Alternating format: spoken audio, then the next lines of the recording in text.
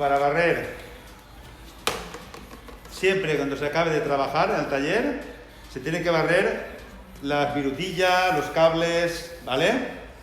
Se coge la escoba, así, se apoya sobre el hombro y así, ¿vale?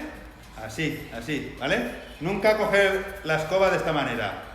Aparte que te cansas más, no es eficiente a la hora de barrer. Hay que cogerla así. Se pone el recogedor ahí. ¿Lo veis? Esto no cuesta nada. Da una buena imagen del montador. Y cumple la norma de que cuando acabes dejes tu área de trabajo limpia. Cada uno que se limpie su área de trabajo. Cogerla así, la mano, se apoya en el hombro, se coge y se barre.